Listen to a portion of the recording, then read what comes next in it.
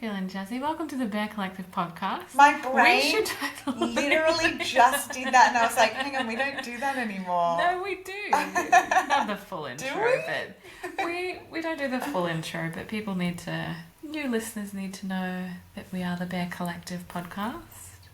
That we are. And we are all about personal development and relationships and self-growth. Yes. And we got a bit of a vulnerable one for you today. Yeah, like it's no different to any other for me. But it's very much just something we've been reflecting on, I guess, in our conversations. And yeah, fun one to talk about. Like we were just talking about who maybe listens to the podcast. Yeah, and I asked you if your parents listen. Yes, and I said, like, my mum is the one on social media, so she might listen. My dad would have no idea. He's, like, almost 70, so he's just got no tech whiz whatsoever. Yeah. So, yeah, and my mum might, she might not, I don't know. Interestingly, like, we've never spoken about it, and I have people who obviously know that, like, we're doing this, but there's people that I just, like, haven't told. Just out of no desire to really tell them. Like, I'm happy to tell people and for people to know. But yeah, sometimes I suppose maybe with mum there's like that moment of like, oh, like, is there's stuff about me that I'm like, oh, maybe I don't want her to know that. Like I remember in one confessionals episode, even just talking about like some of the things that we've done that are a bit like, oh, shameful, or naughty, like, you know, skipping school. And I still think like, oh, if she listened, like, what would she think? Yeah. Like, she's your mum, right? Even though you're an adult, it's so interesting how that inner child comes out. Oh, absolutely. Sometimes. But yeah, she may or may not listen, and that's okay. But then it kind of took us into a deeper conversation about like our wounding and when we look at one particular parent.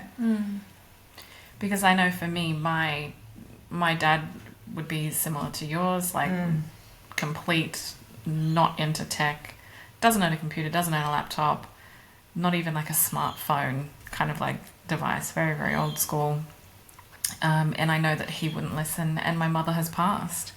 So I do feel like she watches over us, but it's obviously a very different experience because she's not physically here. Yes. To be able to listen to things that we say. And within that context and within the context of what we talk about here in personal development and our growth journeys, it's definitely something that I had to confront on a different level with my mum about... you know, I think a lot of people go down the inner child like healing and look at their family and their upbringing, and you tend to lean towards a more dominant parent that you had issues with. And for me, that was, you know, my father wasn't the best role model in the family dynamic, but kind of going through life and just certain things happening, and in particular a relationship breakdown, I had to look at that aspect of the role model that my mother was, and I found that quite uncomfortable and quite confronting. I think on my part, because she has passed and she passed from cancer, so it's something that, you know, she had this battle with, that she was really strong and brave and courageous, and it's kind of like I want to leave that memory and that dignity there. So there is an aspect of like, I found it hard for myself to confront the parts that maybe were less desirable in her that she role modeled. And so I brought that to you to kind of open that up and see if there was anything there for you when it came to sharing on the podcast, or that fear is a, you know, whatever word that you want to use or emotion that you want to attach, but that hesitation or reservation of, oof, if she heard this, would it, you know, upset her, hurt her? Would she hear something about her that I don't like? Like, you know, these were things that kind of came up for me, and I wanted to kind of ask you. And I like, of course, I think there's always going to be, but also at the same time, like, my healing journey probably started, like you said, like with one parent. And that was mum, and like great mum. But I always, I think, wanted that like Gilmore Girls type relationship with a mum, like where you go for coffee and you go shopping and you know, I wouldn't want the level of enmeshment and living in each other's pockets that happened in the early seasons, but just like, you know, that friendship, as well as like obviously there's got to be a parent-child dynamic. I think that's really healthy, but just also like a healthy level of friendship to go with that. And I mean, as supportive as she was in so many ways, like I couldn't deny in my early days of healing that there was such a wound there for me around not having that really nurturing, like, let's go shopping, let's go coffee. And I'm sure like that was more, you know, we can always look back and go, well, our parents only do the best that they can at the time. Yeah, and I'm sure I'll mess up my child in some huge capacity. But also, like, I have to admit that I can see that she would have been in survival mode, just trying to get things done for us as kids, especially as a single parent for a lot of it. Like a lot of my early childhood, with my parents divorcing when I was 2, and then I think she met my stepdad when I was like 6 or 7. So she did a big portion of that, really, like those early formative years on her own, and that would have been such a struggle. And then of course I would have called myself quite an independent child, like A, very competent, and B, just like maybe was a little bit hyper independent and learnt to just play on my own, like because my sister was a lot older, like 4 years older, which I call a lot. So I was kind of left at home alone while she was at school and things like that, like left at home alone. I had a parent and a caregiver there, but I had no other kids around me to play with that were my age. So you had to learn to play on your own. Correct. Which created the hyper-independence. And so many of my early memories are me playing alone. And so I think like there's obviously something there for me that came up in my early days of healing, where I really connected into this sense of being unlovable. And it came about like I had so much self-doubt, and I'd made lots of like pretty hectic mistakes in relationships, and a lot of it came down to this not feeling loved. And it was the first parent I could connect that to just happened to be my mum, because I'd really craved that nurturing friendship style of dynamic that wasn't there. I'm curious for you though, like when you talk about like that Gilmore Girls type show, and I have not fully watched that. Oh my gosh. I'm rewatching it right now, so it's very relevant. I had an elder brother, so I feel like I got like a lot more kung fu kind of martial arts, karate, surfing type. I feel for you. Led down that, and male cousins, so it was very dominated male that way. Dominant, but I'm curious for you because, you know, you talk about it being your formative years, that she was quite single and you were quite kind of independent, etc. And then that show would have come out a lot later on. So between like that would have been, I know you would have had your teenage kind of rebellious years, like that we all go through, and trying to, you know, figure out your identity and who you are, and forming even more of that kind of social independence or that personal identity independence. And my poor mum copped that era. So between like, I guess then, which would have been about the time the show came out, maybe that kind of high school time.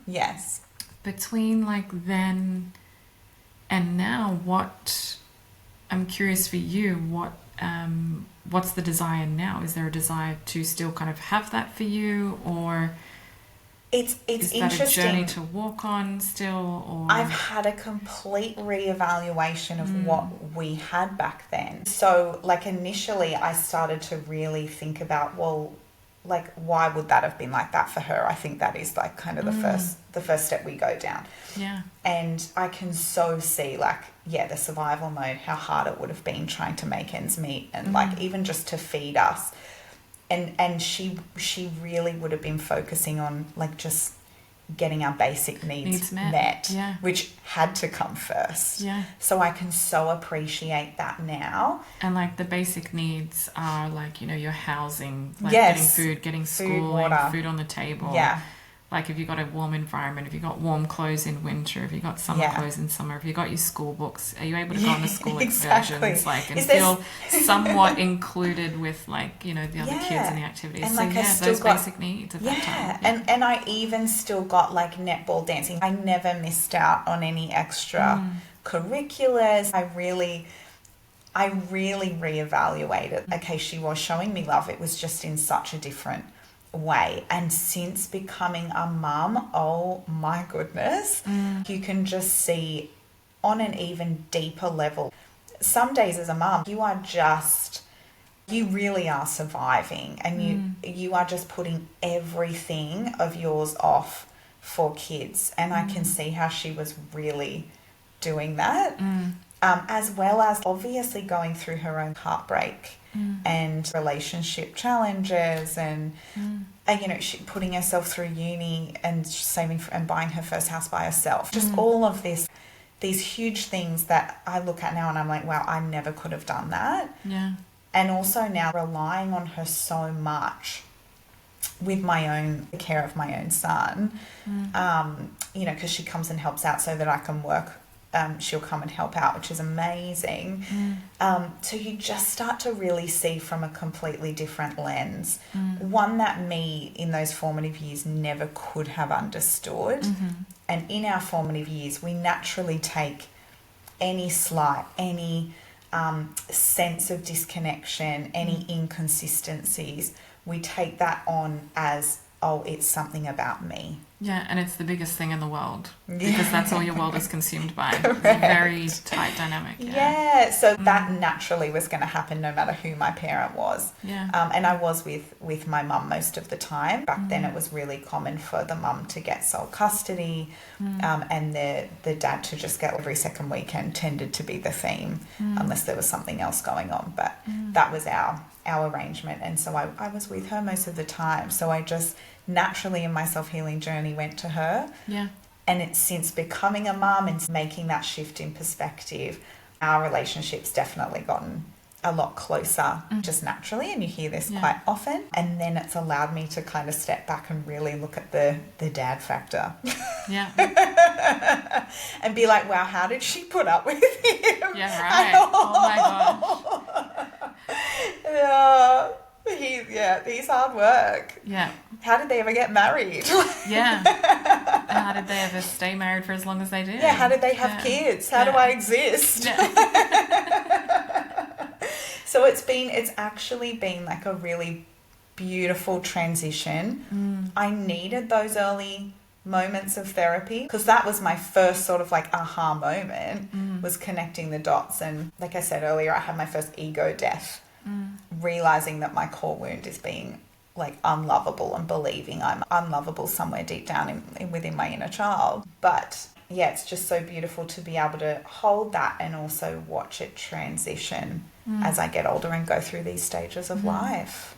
And do you see yourself having that Gilmore Girls type relationship or evolving into that, or does it look different for you now in getting the connection? What's interesting is I got into that show because of her. I actually have these memories of sitting and watching these shows with her. We talk about Jane Austen. She got me into Anne of Green Gables. A lot of my literature, like as a child growing up, and that I'm still obsessed with. She got me into that and helped me grow that. So, and what I think happens for so many people is we look at things through this lens because our brain looks for patterns. And then we can tend to ignore the side that, you know, our brain isn't kind of ready to receive. So I don't know if it's like parenting that gave me this new lens of it's like a new perspective. Yeah, Absolutely. it's like actually you were there in so many incredible ways. And so I think we've had an element of that. And A, my brain wasn't ready to receive it or looking at it from that lens. And B, like there's obviously some part of me that I believe had to go through that process and so couldn't see it. Absolutely. Yeah. And I know for many people, including yourself and myself, you hear the phrase of like, they did the best they could with the resources that they had. Yes.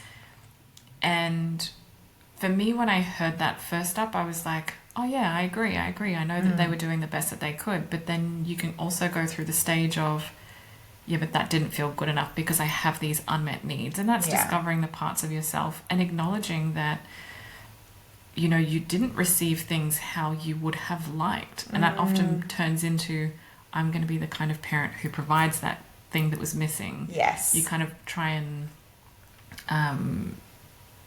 fill that need, you know, through an extension of like when you have your own family. Yeah.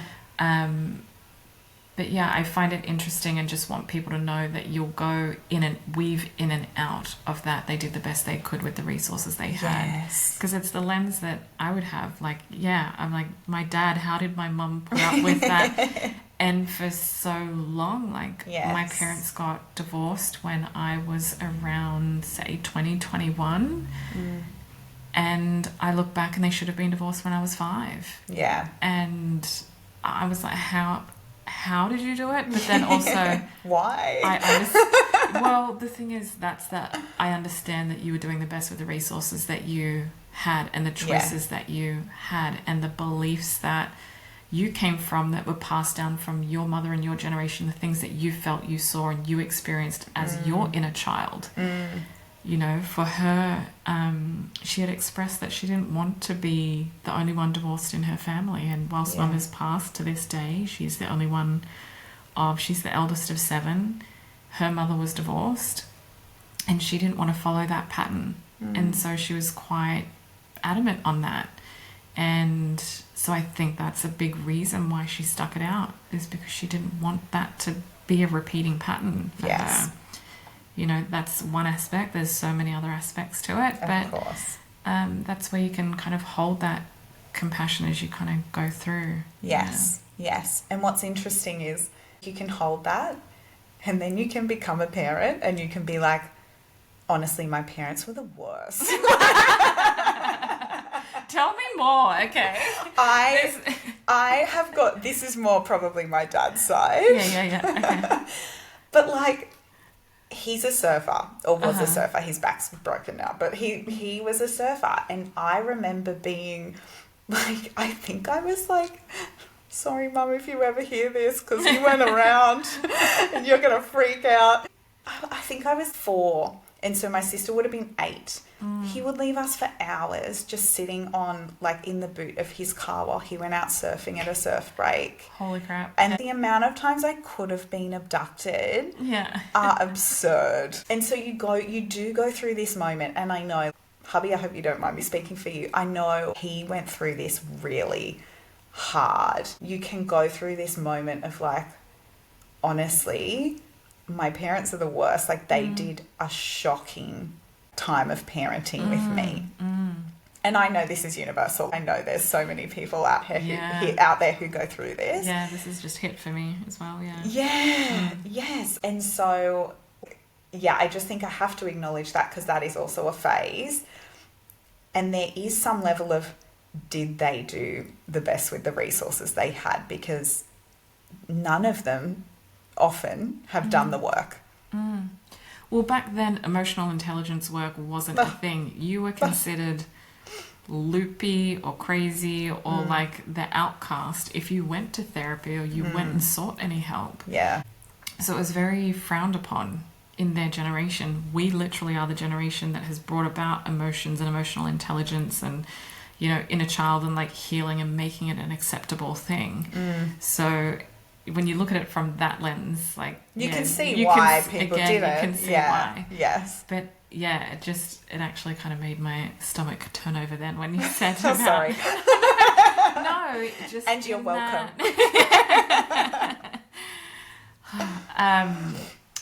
Because like just a few years ago, maybe like 2 years ago, I've had that part of me through my journey where I had to. My mom has been gone for about just over 8 years now. And there was a part of her within that role modeling perspective that I had to look at. And that was a really hard time because like I said, she's passed. I wanted to leave her with dignity, and having to admit flaws when kind of like your last couple of years of memories are this, battle and this fight against, cancer, and you're actually seeing them, go through their treatment, which is really, really brutal and really, really taxing and hard on the body. And just her spirit was so positive towards it and so like loving and smiley, and it's just a perspective shifting moment that you kind of, again, for me, I just want to sit within that memory. And just having to even, I think, admit to you in conversations and kind of bring things up and say, like, I had to see this codependency part in my mum and my dad's relationship that could have unconsciously been playing out in a relationship I had. And I got it from her because she didn't leave the relationship when I was 5, because she stayed. And whilst I can understand why she stayed and have love and compassion for her story, her beliefs, and all the things that she thought were the best decisions for myself and for my brother, there's also, pains that come in that decision that aren't, great behaviors or the great ripple effect, that kind of happens that you only come up when, things in life happen and you have to face certain things and look at them and confront those parts of yourself. And like, where did I get this from? Yeah. Where did I learn this behavior? Where did I learn that this was acceptable to be treated this way? Or where am I accepting orange flags, but other people would see those as complete red flags? What does a healthy relationship actually look like when you've sat in one? If you can acknowledge as a child that your parents should have been divorced when you were 5 and you were 20, 21 when they got divorced, you've got a good chunk of 15 years there where it's very formative, where you weren't role modeled a great, healthy relationship. So having to figure that out. And it's even things like I heard yelling in my parents' relationship. And so in my relationships, I don't yell. I'm super calm. Yeah. I don't fight. I don't attack. I don't call names. I don't do those behaviors. However, just because that's kind of flipped in polarity, it doesn't necessarily make it healthy. And I'm not saying the healthy expression either is to yell, but it's putting a boundary in, it's having a standard, it's noticing when those red flags are and calling them out, it's accountability, right? So there's healthier expressions of just remaining calm and silent because you don't want to mimic or replicate what your parents had. Yeah.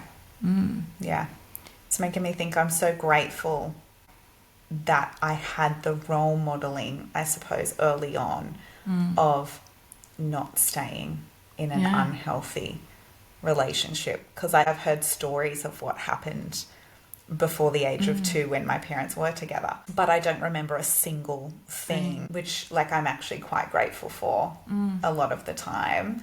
And I'm also super grateful to Mum that, I guess I really learned growing up, as much as I hated having divorced parents, every kid, if they can, they just want their parents to be happily married. Yeah, they want to be some of their friends at school who, I remember going to birthday parties and seeing the parents interact so well. And I mean, now as an adult, that could have been on the surface, but the way they interacted with my friends from school was just so loving and so connected and just so engaged, where the parent was actually getting down on their level, with their child, and playing with them in ways that wasn't happening in my home. So I can you can see that. Absolutely. So as much as you might want that, I am so grateful I did learn the lesson from my mum of you don't stay in an unhealthy relationship. I definitely have stayed in unhealthy relationships. I think that's it. We've all done that. So I didn't learn it as much as I could have. But that's obviously other factors and other lessons I had to learn and shed some light on my journey. So I think there's this evolution that you'll get to in your journey of your personal development where I don't want you to bypass any of the experiences or the feelings that you're having around you know, whether it's looking at a mother figure or a father figure, I think the healthiest thing is to look at both when you go through that journey and clean up the emotions around them, as in feel them, experience them, go to those places where you do have, you know, resentment or anger or hurt or sadness around certain aspects. I think that's part of the cleanup that you need to go through, that is actually a healthy thing. Yes. As you have a family, as you age, as you mature, you do start to find that balance within both, and being able to hold the part of yourself that didn't experience the things that you need. And that is really cool, because those are your gifts to change and impart onto future generations and to look at, and you get to create, hey, what does that look like for me? And how am I going to express that? How am I going to show up? Or how am I going to learn that skill? How am I going to learn conflict resolution? Because I didn't witness great conflict resolution as a role model growing up, right? Or how am I going to learn to connect better? Yeah. If I didn't have that, not just with my children, but that's a universal like level. You know, but then also having the love and appreciation for our parents for where they were at and what they have gone through, and looking at the things where, they also put up with a lot and did the best that they could, and really time and energy are the biggest things. And if you look at where they were spent, they were in making the best decisions to try and protect you and getting your basic needs met. Yeah, so it won't be a rigid, like, stuck black perception, and white. black and white for your whole life or your whole journey. Like, allow it to shift and change as you go through the seasons and shifts and changes of life. Because that within itself is a huge gift. And I think just having love and compassion for them. And I encourage anyone who's listening to this episode to also reach in your personal journey, if you can, as somebody who's lost their mum.